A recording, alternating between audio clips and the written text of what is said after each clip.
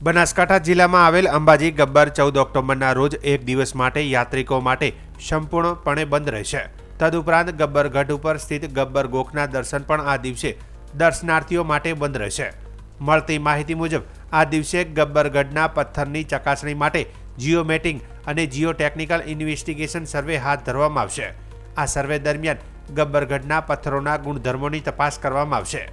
સર્વે કામગીરીને કારણે ગબ્બર રોપવે તેમજ પગપાળા ગબ્બર ઉપર જવાનો માર્ગ બંધ રહેશે।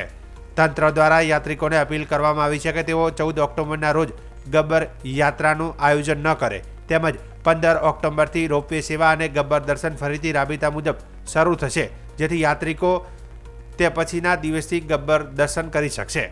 આ સર્વે કામગીરી દ્વારા ગબ્બરગઢના પથ્થરોની સ્થિતિ અંગે વૈજ્ઞાનિક તપાસ હાથ ધરાશે અને ભાવિ સલામતીના દ્રષ્ટિકોણથી જરૂરી પગલાં લેવામાં આવશે।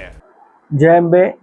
આવતીકાલે તારીખ 14 ઓક્ટોબરના રોજ ગબ્બર ખાતે જીઓ ટેસ્ટિંગ કરવાનું છે અને પથ્થરોની સ્ટેબિલિટી વગેરે ચકાસવાનું INI દ્વારા અને ગુજરાત પવિત્ર યાત્રાધામ વિકાસ બોર્ડ દ્વારા જે ડેવલપમેન્ટ પ્લાન કરવાનો છે એના અનુસંધાને આ ચકાસણીનું કામગીરી રાખેલ છે અને એ ચકાસણીના કામગીરીમાં જો અવરજવર ચાલુ હોય યાત્રાળુઓની તો એમાં અવરોધ થાય એ અનુસંધાને આપણે આવતીકાલે 14 તારીખે સવારે 11 થી સાંજે 6 વાગ્યા સુધી ગબ્બરમાં યાત્રાઓની અવરજવર બંધ રાખેલ છે અને રોપવેની જે સુવિધા છે એ પણ યાત્રિકો માટે બંધ રહેશે।